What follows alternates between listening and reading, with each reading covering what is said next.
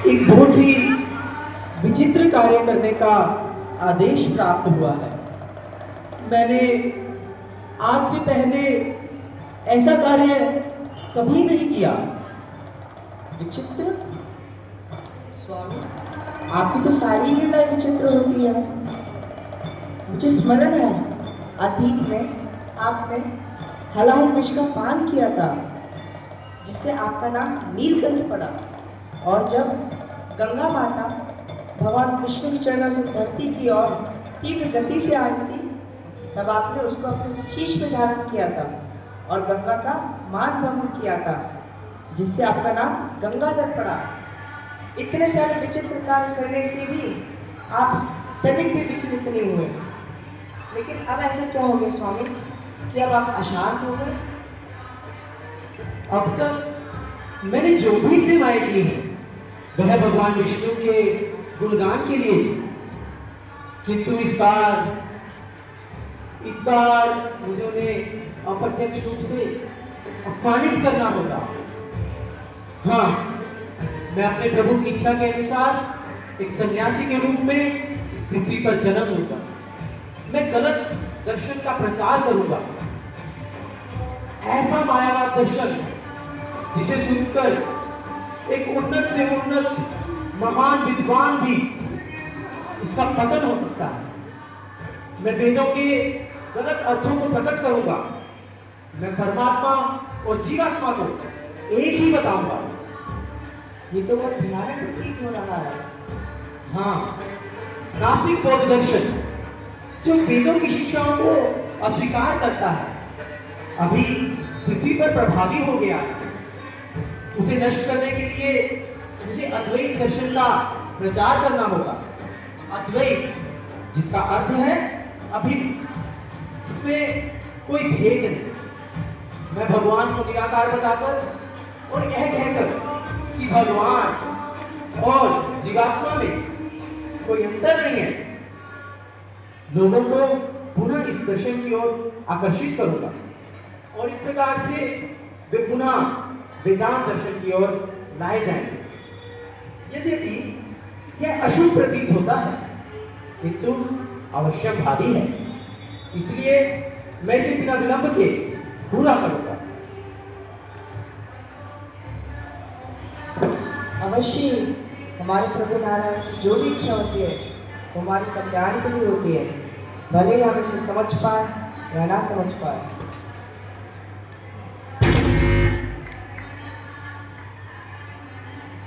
इस प्रकार भगवान शिव ने आदि शंकराचार्य के रूप में अवतार लेकर मायावाद सिद्धांत का प्रचार किया, परंतु इससे भक्ति तत्व प्रच्छन्न हो गया। इसलिए भगवान के भक्त देवगण सब भगवान नारायण के पास जाकर उनसे प्रार्थना करते हैं।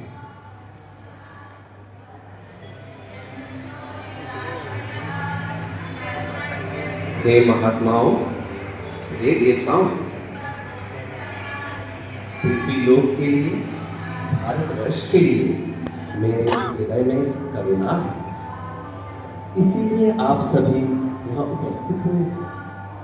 कारण बौद्ध मत और शंकराचार्य के मत के प्रभाव से मनुष्य भौतिक भक्ति को भूल गए हैं, पर आप सभी यह चाहते हैं कि मैं वहाँ जाकर इसी क्षण इस समस्या का निवारण करूं। परंतु अभी मेरे अवतरण का समय तो नहीं हुआ और इस कार्य को करने के लिए मुझे स्वयं जाने की क्या आवश्यकता है। आप में से प्रत्येक जन इस कार्य के लिए सक्षम है।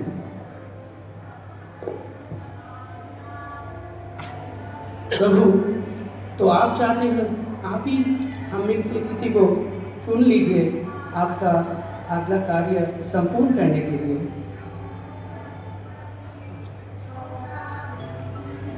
ठीक है। वायुदेव, मेरी इच्छा है कि इस शुभ कार्य को आप संपन्न करें। पृथ्वी लोक पर प्रकट होके आप यह पुनः स्थापित करें कि मेरा स्वरूप ही परम सत्य है।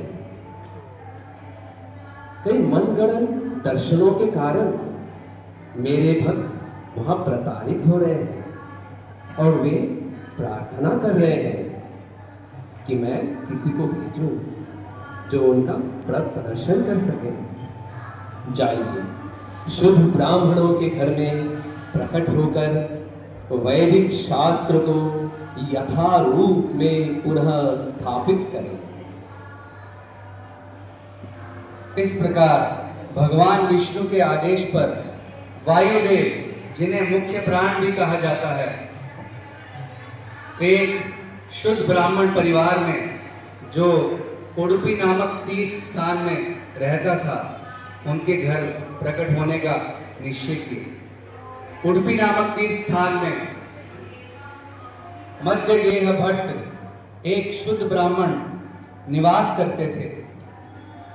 वे अपनी धर्मपत्नी वेदवती के साथ कठोर तपस्याओं का पालन करते हुए 12 वर्ष तक केवल दुग्ध पान करते हुए अपनी सत्ता को शुद्ध करने का संकल्प किए और 12 वर्ष इस कठोर तपस्या के पश्चात उन्होंने योग्य ब्राह्मणों और मुनियों का आशीर्वाद प्राप्त कर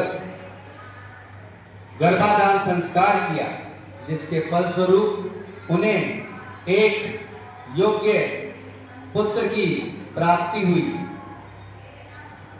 और उस पुत्र का नाम उन्होंने वासुदेव रखा।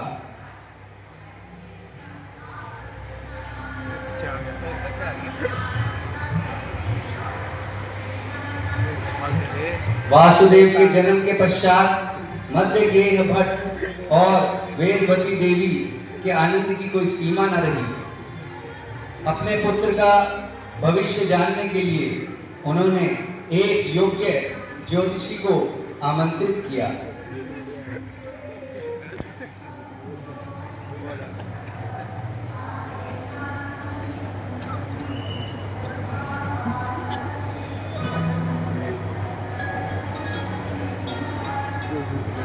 असाधारण, असाधारण। भट्ट जी, आपके बच्चे की कुंडली अत्यंत असाधारण है। उसमें सभी गुण प्रचुर मात्रा में विद्यमान है। इसकी बृहस्पति उच्च स्थान पर बैठा है और बृहस्पति ही नहीं, इसके पांचों के पांचों ग्रह उच्च स्थान पर है। जिसके 5 ग्रह उच्च स्थान पर रहता है वह अवतारी पुरुष होता है। वास्तव में इसकी कुंडली वायुदेव की कुंडली से मेल खाती है।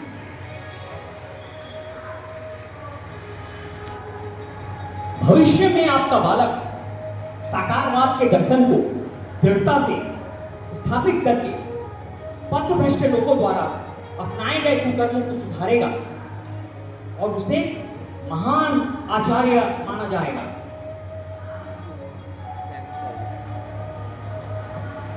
उस ज्योतिषी की भविष्यवाणी यह थी कि यह बालक असाधारण बनेगा, परंतु मध्यगेह भट्ट और वेदवती तो वात्सल्य रस में डूबे हुए थे। उन्हें तो वासुदेव केवल उनका नन्हा मुन्ना पुत्र ही प्रतीत हो रहा था। परंतु वासुदेव ने अपने बचपन से ही अनेक दिव्य लीलाएं की और वे लीलाएं अति मानवीय थी। एक बार वेदवती देवी वासुदेव को घर पर छोड़कर उसकी बहन को सौंप कर गई और उसके पश्चात एक विचित्र दिव्य घटना घटित हुई।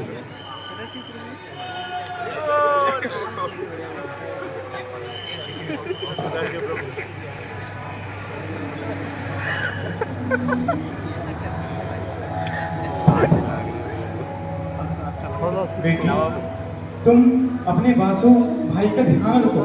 मैं अभी कुछ घर के लिए सामग्री लेके आती हूँ।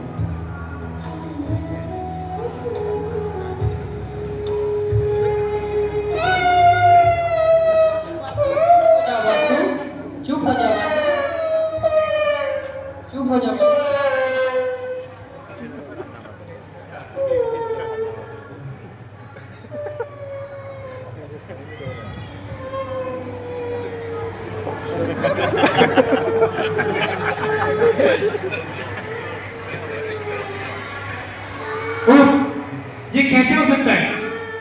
ये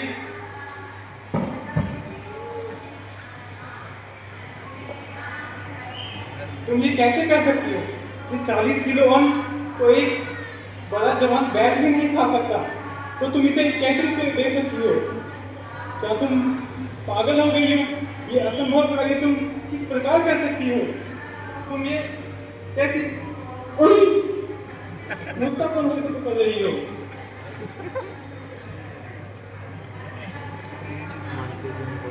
वासुदेव ने 40 किलो गाय का चारा खा लिया। तो जैसे ही वेदवती देवी ने देखा कि ये तो कोई बड़ा मनुष्य भी नहीं खा सकता, एक बैल भी नहीं खा सकता, तो एक छोटा सा शिशु 40 किलो चारा कैसे खा गया? तो ये उनकी दिव्य लीला थी। परंतु फिर भी मध्य के भट्ट और वेदवती उसे कोई दिव्य बालक नहीं समझ पा रहे थे, जब तक उनके सामने एक अति अद्भुत घटना घटित हुई।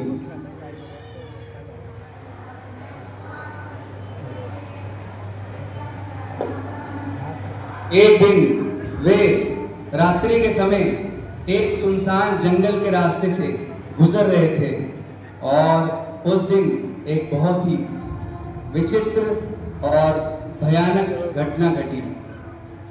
यह जंगल तो बहुत अंधकार में है, कृपया जल्दी चलो। मैंने पहले ही कहा था, इस जंगल से गुजरना खतरनाक हो सकता है। शीघ्र करो।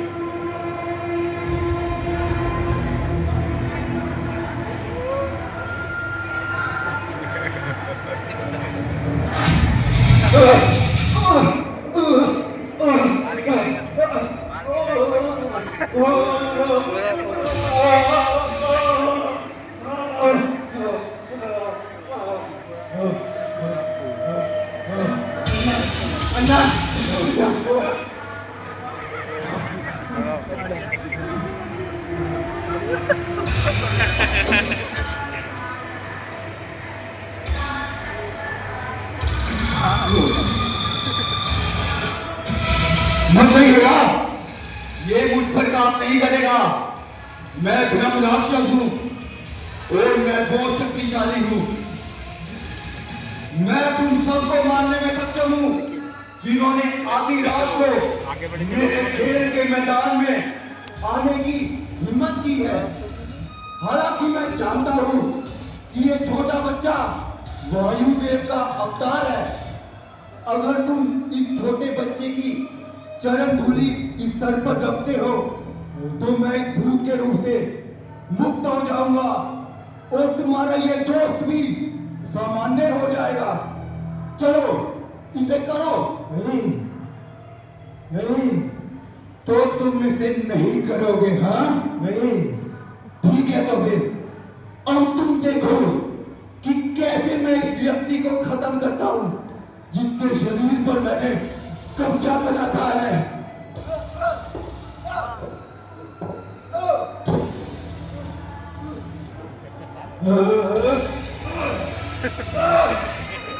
हेलो, मैं तुम्हारी बात मानता हूँ। मैं बालों को अभी लेके आता हूँ। बालों को मुझे दो। नहीं, मैं इसे नहीं दूंगी। बालों को मुझे दो देवती।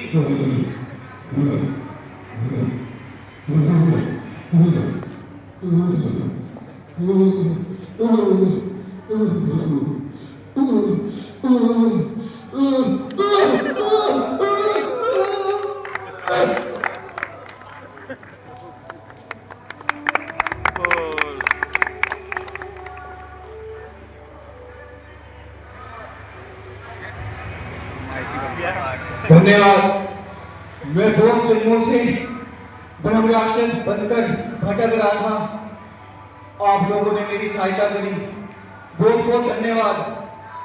लेकिन आने वाले कलयुगी समय में ओम फट स्वाहा जैसे मंत्र काम नहीं करेंगे भूत भगाने के लिए। सिर्फ एक ही तारक मंत्र काम करेगा। आप सभी मेरे साथ दोहराइए, हरे कृष्णा हरे कृष्णा कृष्णा कृष्णा हरे हरे, हरे राम राम राम हरे हरे। तो इस घटना के पश्चात मध्यगेय भट्ट और वेदवती जी को यह विश्वास हो गया कि उनका पुत्र कोई साधारण बालक नहीं अपितु स्वयं वायुदेव का अवतार है। एक अन्य विचित्र घटना मध्यगेय भट्ट के घर पे हुई। उन्होंने एक वणिक जिसका नाम काग्राशय था, परंतु वे समय से उस धन को लौटाने में सक्षम नहीं हुए। इसलिए एक दिन वह वणिक उनके घर पर आ गया और धन वापस मांगने की जिद करते हुए वहीं बैठ गया।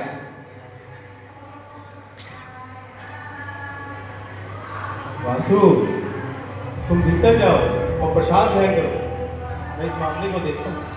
नहीं अप्पा, आप अंदर जाइए और एवं प्रसाद ग्रहण कीजिए। वासु, ये मजाक का समय नहीं, खुद जाओ प्रसाद ग्रहण करो। मैं मजाक नहीं कर रहा हूँ अप्पा, आप जाइए और प्रसाद ग्रहण कीजिए, मैं इसे संभालता हूँ।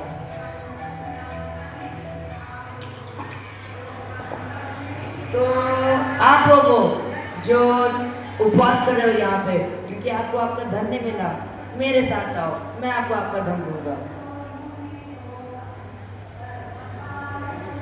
हे नन्हे बालक, ये तुम क्या कर रहे हो? मैं धन इकट्ठा कर रहा हूँ आपको देने के लिए। धन? पर तुम तो इमली के दाने उठा रहे हो। छोड़ो, तुमसे क्या आशा रखूं? तुमको जो देना है वही दे दो, वही मेरे लिए बहुत है। मैं तुम्हारा दिल नहीं दुखाऊंगा।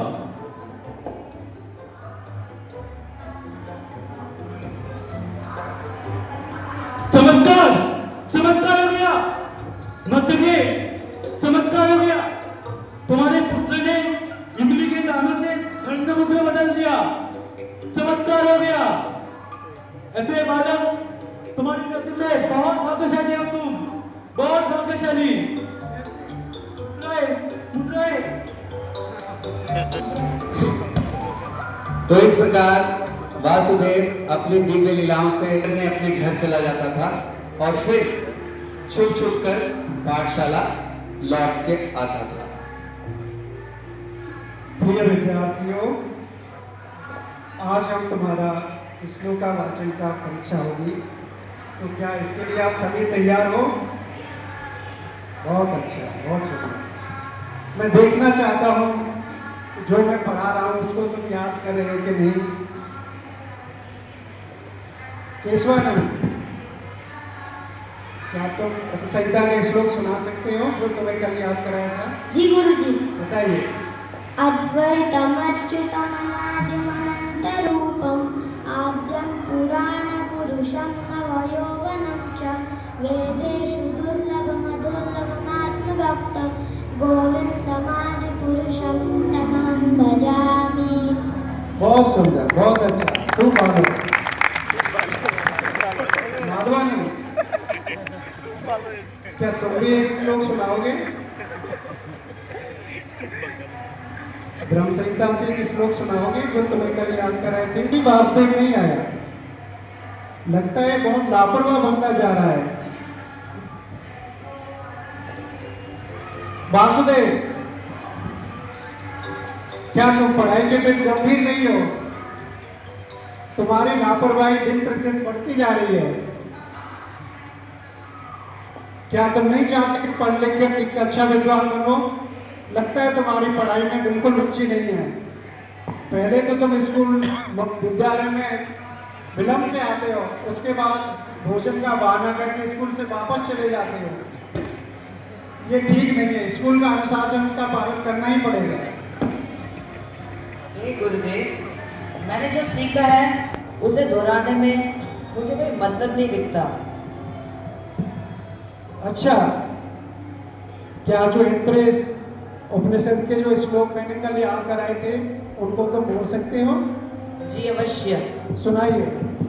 हरि ओम अग्निवीरे पुरोहिते यज्ञस्य देवमृत्युजः होतारं तद्धातारं हरि ओम विशेषोचेत्वा भायमस्तो देवो वत्सविता प्रातर्षे शरणने हरि ओम।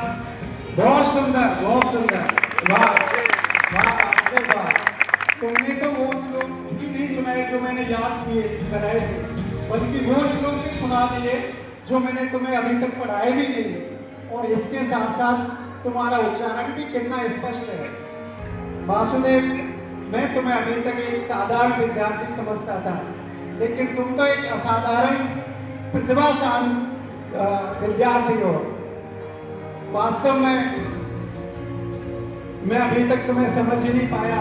तुम्हें और विद्या अर्जन की कोई आवश्यकता नहीं है। तुम्हें तो सारे वैदिक शास्त्रों का ज्ञान पहले से ही है। धन्य तुम्हारे माता पिता जिन्होंने तुम्हें तुम्हारे जैसे बालक को जन्म दिया। हे वासुदेव, निश्चित रूप से तुम्हारी ख्याति पूरे विश्व में फैलेगी। मुझे आशीर्वाद दीजिए गुरुदेव। सदा सर्वदा कल्याण हो। मैं इतने सालों से सोच रहा था कि मेरे जीवन का लक्ष्य क्या है। अत्यंत सोचने के पश्चात मैंने निष्कर्ष निकाला है कि मैं भगवान की शुद्ध भक्ति और सेवक सिद्धांतों को फिर से स्थापित करना चाहता हूँ। और जो भगवान को भूल चुके हैं, जो जन्म और कर्म मृत्यु इसमें फंसे हुए हैं, मैं उन्हें फिर से सही मार्ग में लाना चाहता हूँ। लेकिन ये तो तुम बिना संन्यास लिए भी कर सकते हो। मेरी बात कोई नहीं सुनेगा, किंतु सन्यासी की बात सब सुनेंगे। जिससे मेरा संदेश स्वीकार किया जाए, मुझे सन्यास लेना ही होगा। मुझे आज्ञा दे। नहीं वासु, वासुदेव अपने माता पिता के समक्ष संन्यास ग्रहण करने की इच्छा रखता है, जिससे उनका मन अत्यंत उद्विग्न हो जाता है। इसलिए वे वासुदेव के गुरु के पास जाते हैं और उनसे निवेदन करते हैं। श्रेष्ठ शिवन, श्रेष्ठ शिवन, मेरा पुत्र आपके यहाँ संन्यास लेने की जिद कर बैठा है। उसे सन्यासी जीवन की कठिनाइयों का कनिक भी भार नहीं। कृपा उसे समझाए और उस संन्यास से विरत करे। प्रिय अब्बा एवं अम्मा, मैं तब तक संन्यास नहीं लूंगा जब तक आपका एक और पुत्र ना हो जाए आपकी सेवा करने के लिए। किंतु तब तक मैं यही निवास करूंगा, अपने गुरुदेव के चरण कमल की सेवा करने। अच्छा, तुम्हें कैसे पता कि हमारा कोई और पुत्र भी होगा? यह पूर्व निर्धारित है, निश्चिंत रहिए। नहीं वासु। भट्ट जी, वासु का जन्म संन्यास लेने के लिए ही हुआ है। इनका संन्यास स्वीकार करना यह स्वयं भगवान द्वारा पहले से ही पूर्व निर्धारित है। यह सब उसकी इच्छा से हो रहा है और जो पूर्व निर्धारित है उसे कोई रोक नहीं सकता। बल्कि आपको तो प्रसन्न होना चाहिए कि आपके यहाँ ऐसा पुत्र उत्पन्न हुआ है जो आपके नाम और यश को चारों ओर फैलाएगा। वासु एक महान कार्य के लिए ही उसका जन्म हुआ है। इस प्रकार भगवत इच्छा से वासुदेव 11 वर्ष की आयु में ही संन्यास ग्रहण करता है और वह शीघ्रता से ही शारीरिक